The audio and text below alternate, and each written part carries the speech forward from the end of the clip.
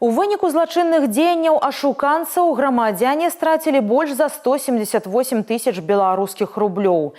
Па-ранейшаму адным з самых актуальных спосабаў выманьвання грашовых сродкаў у грамадзян застаецца продаж неіснуючых тавараў на гандлёвых пляцоўках у інтэрнэце. У выніку падману за тыдзень жыхары вобласці пазбавіліся звыш 25 тысяч рублёў.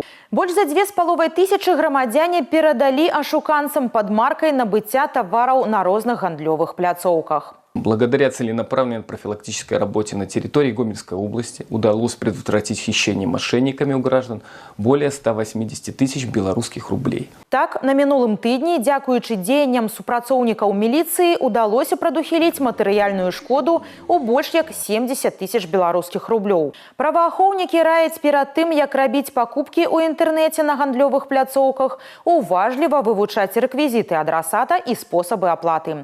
Ні пад якой падставай не пераходзіць у іншыя месенджеры і па спасылках для здзяйснення плацяжу і афармлення дастаўкі.